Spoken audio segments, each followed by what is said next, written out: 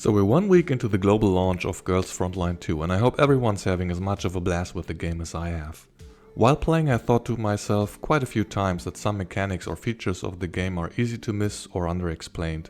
So in this video I compiled a few of these into a list of tips and tricks, hoping to help out other players who are new to the game. While I'm sure that you've noticed some or even most of these, I hope there's still something here that helps you out. So without further ado, let's jump right in. So first up, I was surprised to see that during the tutorial the game points you to the autoplay function, but it doesn't mention that by clicking on the double arrow you can triple your game speed. So go ahead and do that. While we're here, let's also talk about the setting to skip your ultimate animations. This will save you some time, especially during your initial campaign clear. You can switch this on later or set it to once a day. And before we leave, I'm also puzzled by the default setting that inverts the camera, so that when you press the right mouse button to rotate the view to the right, the camera goes left and vice versa. So here you can switch this off. Another thing that's rather implicit and easy to miss when you're completely new to the game is the turn order of your units. When your turn starts, one of your units is selected by default. But there's no hidden speed stat in the game. In fact, you're free to choose the order of your units during your turn. So in this battle, rather than jumping right in with my Tololo to attack this boss, I'm better off setting up her attack with my other team members. For instance, I should first buff the support attacks of Jinju, which will be triggered by the other attacks.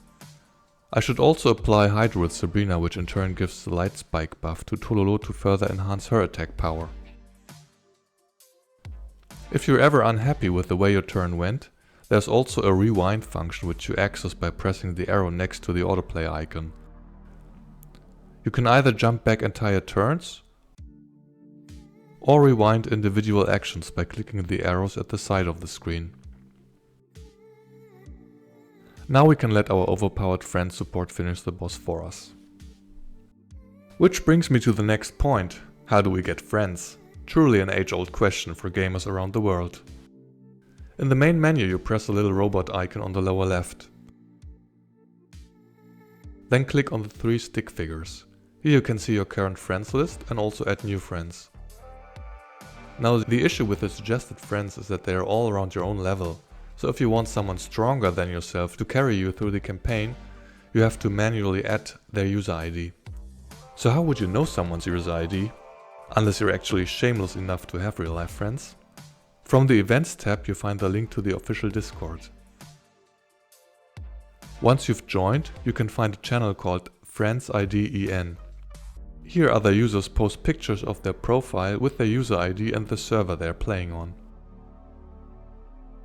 So all you have to do is scroll through these and find people who are above your level with decent support units.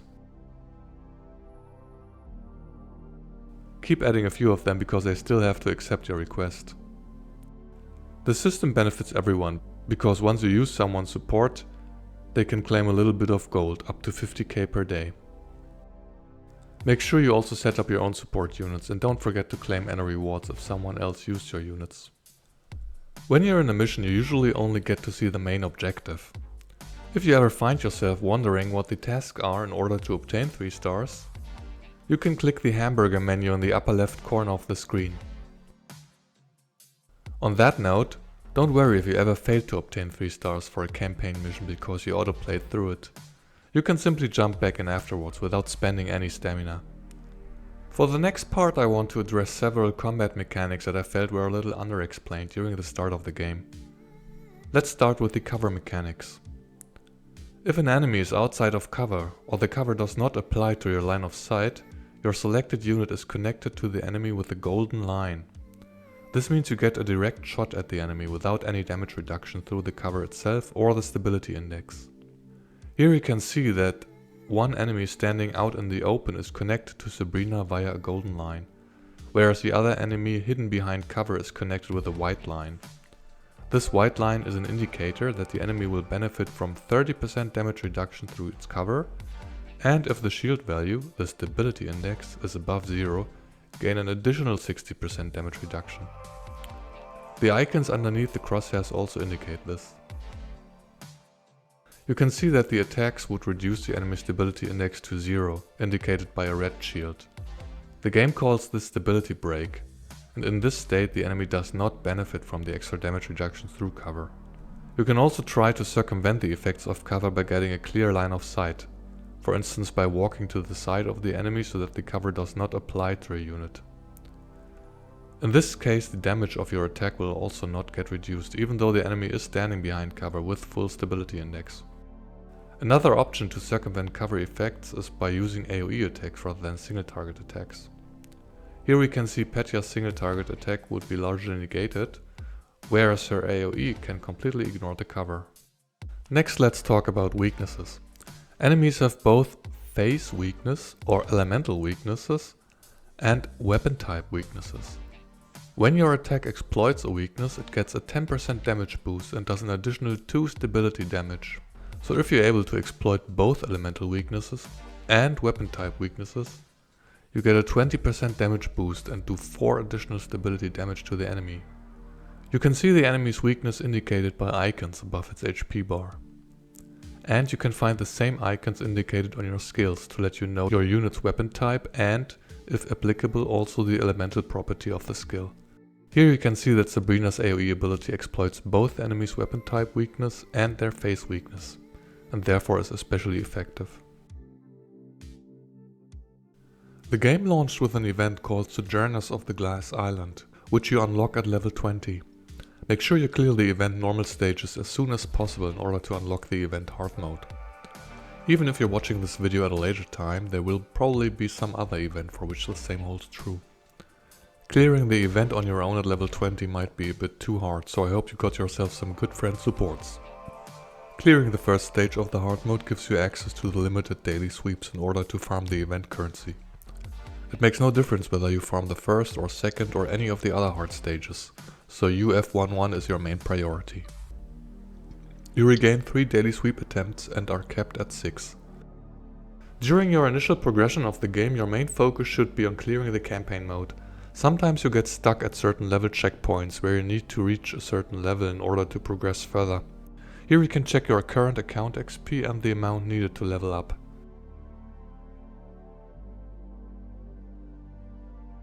Besides your first clear of unlocked resource stages, it would be a bit of a waste of stamina to farm these early on.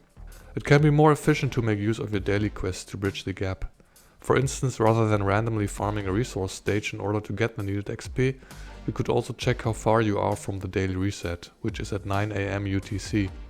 And if it's not too far away, you could just wait and use 300 XP from the daily quest to quickly progress your account level. If you do decide to wait and are unsure if your stamina might overcap, this is how you check how much longer you have until your stamina is full. Now for some reason the game makes no effort to tell you that it has a daily free pack for you. From the main menu, click on Shop, go to Quality Selection, select the Standard Package tab, and here you find your daily free gift pack.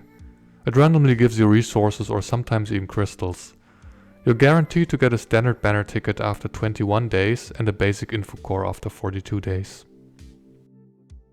If you happen to enjoy the game so much that you want to leave behind your F2P life, your best investment would be the monthly crystal contract. It gives you 300 credit tokens and 80 collapse pieces a day. However, before you buy this, there's actually a beginner package available for $3 which gives you 5 pulls and 10 stamina recharges, as well as a $1 discount on the monthly subscription.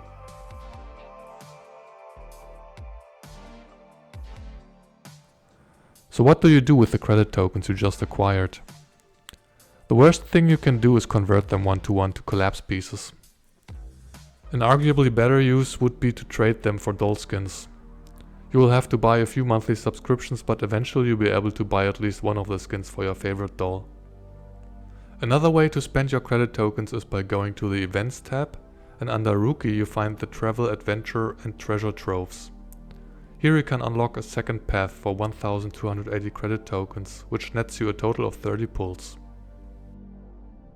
While doing gacha pulls, you obtain blue tickets which can be exchanged at the trading post for 5 limited banner and 5 standard banner pulls per month.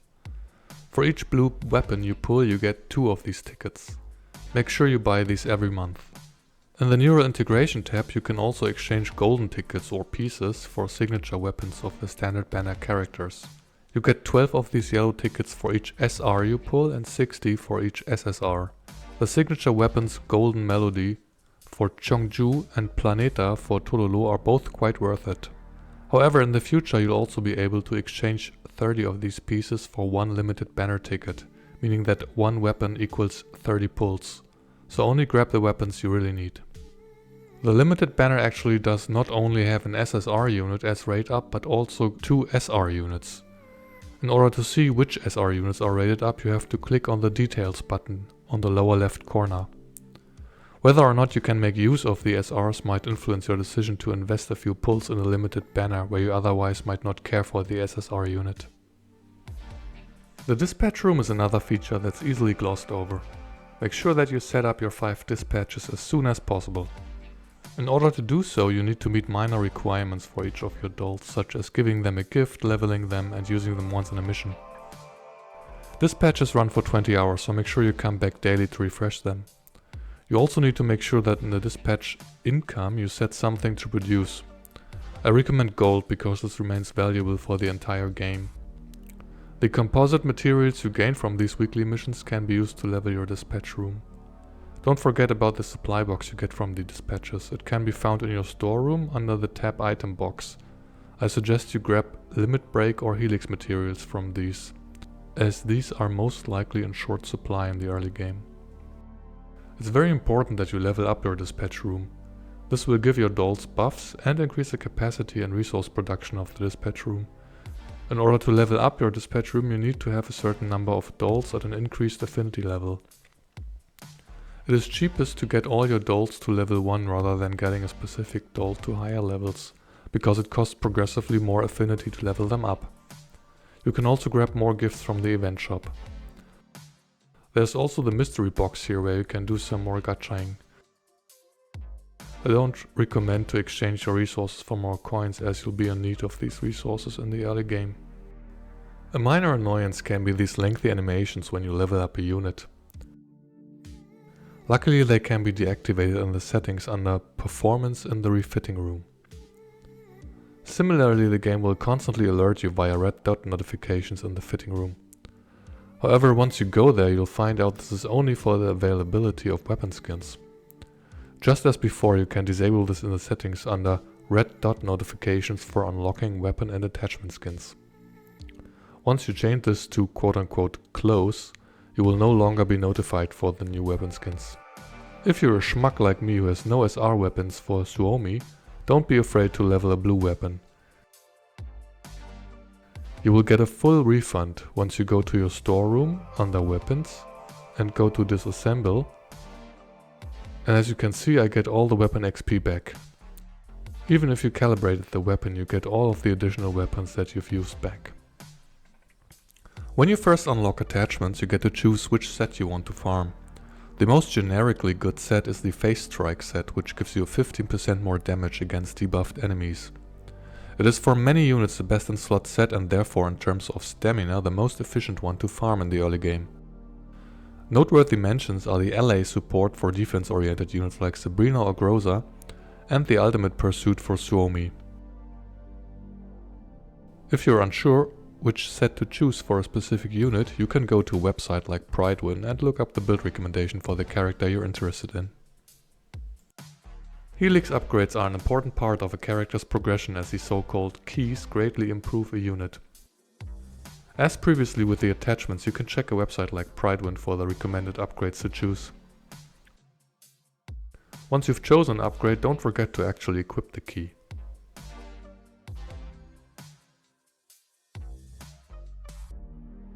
You have to be a little bit careful though, because the basic info cores are somewhat of a scarce resource.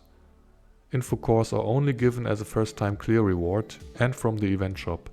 Repeatedly farming the neural survey stages only rewards you transcription conductors. And there you have it. These were all the tips and tricks I could think of. I hope there was something here that helped you out. If you think there's anything I've missed and that's worth sharing with more people, please let me know in the comments.